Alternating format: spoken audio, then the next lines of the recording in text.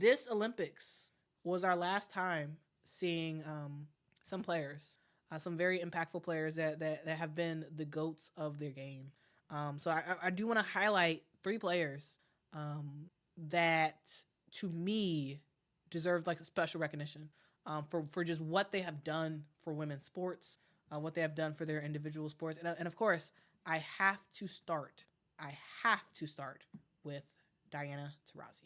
So Diana Taurasi, you see in the photo, she has six on her hands. That's because she has six gold medals. Six for Diana Taurasi. That is huge. That is absolutely huge. When you talk about dominance at the highest of levels, Diana Taurasi is on that list. Six Olympic gold medals for Diana Taurasi. She is the first USA basketball player to ever do that. Ever get six gold medals. She has played more basketball games than any U.S. Olympian in history. She is second all time in points scored when it comes to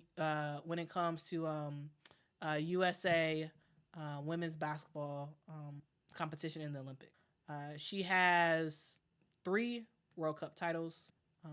She is a literal GOAT as voted by team as voted by the WNBA. She has never lost a game when it comes to the Olympics. Never lost, guys.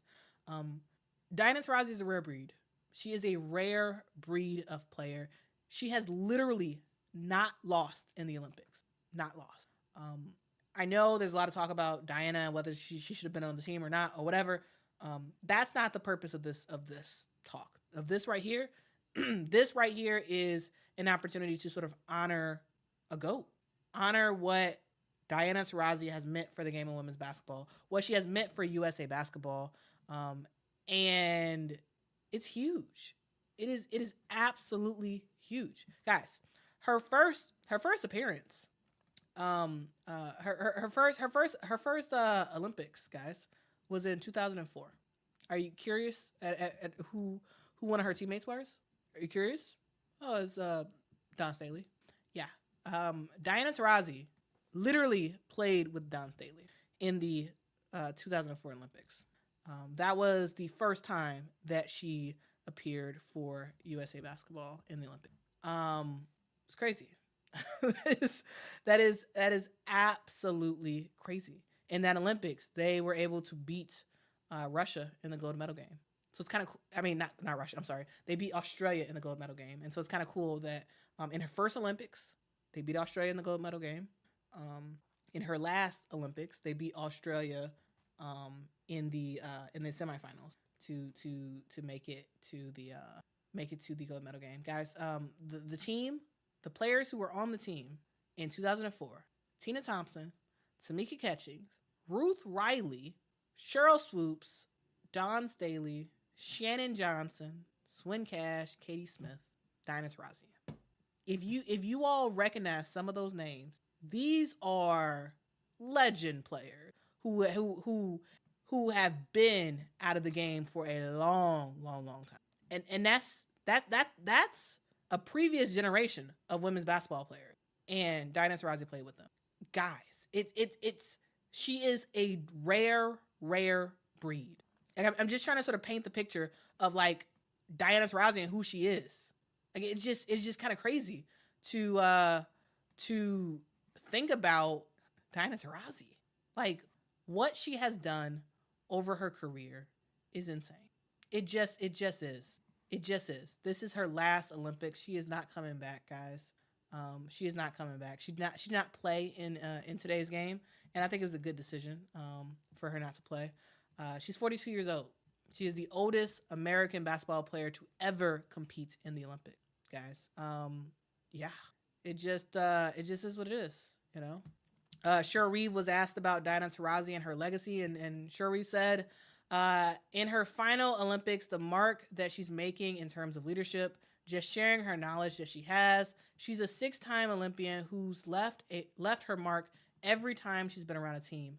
I don't know that there's a greater competitor in USA basketball history. Diana Taurasi is sort of on Mount Rushmore in that way. She's a legend, straight up legend, guys. In Tokyo 3 years ago, she said, see you in Paris. Now in Paris, she says, I'm not seeing you in LA. Guys, this is her last hurrah for Diana Taurasi. And, I did want to just like do a short segment on her, just to sort of talk about her and like what she's done for the game of women's basketball. She's been around 20 years. 20 years. Diana Taurasi is a 3-time NCAA champion, 3-time WNBA champion, 2-time WNBA Finals MVP, 6-time Olympic gold medal. It's huge. It is absolutely huge what Diana Taurasi has been able to do, and her legacy. It's impactful. It is absolutely impactful. All right, she's never lost a game. Never lost in the Olympics. Never. And guys, her record for Team USA overall, is 72-3. That's her record. 72-3, guys. I don't know if hopefully that kind of helps you kind of get your head around her as a player. Yes, absolutely. There can be conversations about whether or not she should have made the selection for this team. Absolutely. Now, and I understand that. I get that. I've said that myself in previous videos. You can go back and look. But I did think it was important to acknowledge greatness. I think it was important. It's important to acknowledge greatness and to recognize what Diana Taurasi has meant to women's basketball, what she has meant to USA basketball, and ultimately, how it's going to be hard for anybody to ever emulate what she's done. It's going to be very hard. So it sort of is what it is. So shout out to Diana Taurasi, man. Like she literally has done something that no one's ever done. No one has ever done. So again, it's okay to disagree about her being selected on the team, but she's here. She won another gold, and she is forever in the record books for what she was able to do. Now, guys, Diana Taurasi is not the only player who is calling it quits after this Olympics. And guys, Diana Taurasi may play again for another season in the WNBA, but she is not going to the 2028 Olympics in LA. She already said that. So maybe she comes back for another season. I think after this season, she's probably going to be done playing basketball in the WNBA, but we'll see. She may come back for the WNBA, but she is officially done for Olympic basketball. All right. But she wasn't the only player who was done. Another player who bid her farewell for the last time is Lauren Jackson. So guys, if you all have followed this channel for any length of time, you all know that I am a giant Lauren Jackson fan. I think Lauren Jackson is one of those forgotten GOATs of the game of women's basketball, because she's Australian, because she got injured and didn't play as much as she would have had she been healthy in the WNBA. I think a lot of people forgot about her. They forgot who she has been to the game of women's basketball, and I want to talk about her. I want to talk about her. So Lauren Jackson is 43 years old. 43 years old, and she has made her last appearance in the Olympics. So she is a player who has won 5 medals.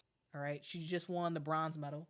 Just won the bronze medal in the Olympics with Australia.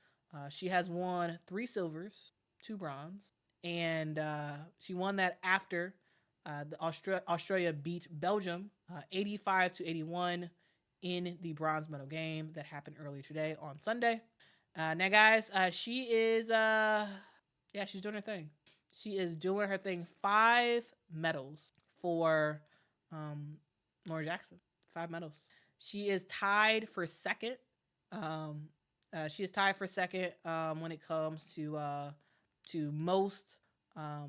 most medals for a women's basketball player. So that's kind of cool.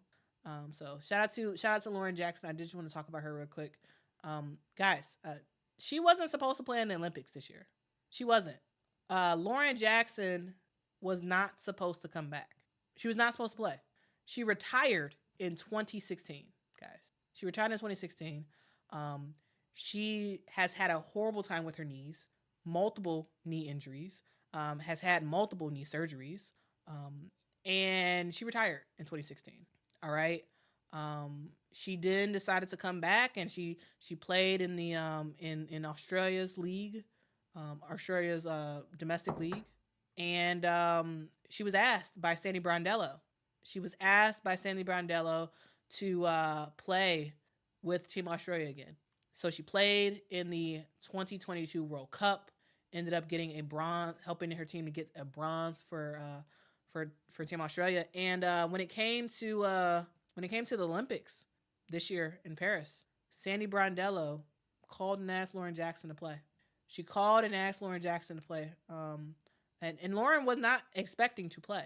She wasn't planning on playing in the Olympics. She wasn't. They asked her to play. It wasn't like one of those things where she's like, oh, I'm going to just try out, just see if I make it. No. They asked her to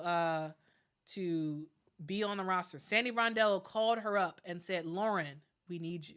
Please be on this team. And she did.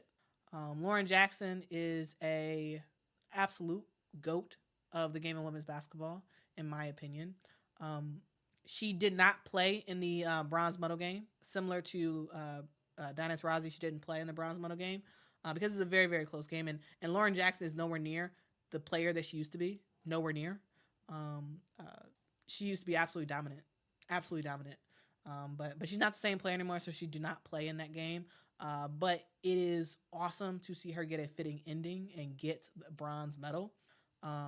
Just to sort of cap off what she has done for the game of women's basketball. Now, guys, in that bronze medal game, I would be remiss if I did not talk about Ezi Magmagor. Ezi Magmagor was fantastic, absolutely fantastic in that game. She had 30 points, 13 rebounds, was the reason why Australia even got the dub and got the bronze medal over Belgium. So shout out to her. Just have to say that real quick. But Lauren Jackson, farewell to the GOAT. There was finally one other GOAT that I want to talk about, and I want to just highlight real quick. We are almost done with the stream. Guys, I want to say farewell to Brazil's Marta. So Marta, guys, if you have watched women's soccer, you know Marta. I don't know if she has a name besides Marta. Like I don't even know. Does she have a last name? I don't know, but I know this. She is the best women's soccer player I've ever seen in my life.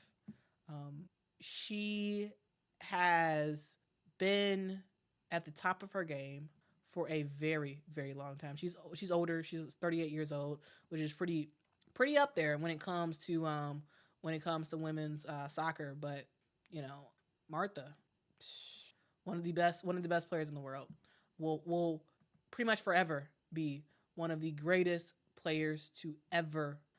She ended up playing in the gold medal game the other day on Saturday. Unfortunately for her, Brazil was not able to get the gold. They did get the silver. She did play in that game and gave her team some good opportunities. But yeah, guys, this is the 100th. She played 185 games with Team Brazil. 185 games. That's a lot of games, guys. She played in 6 World Cups. Played in 6 Olympics. She is.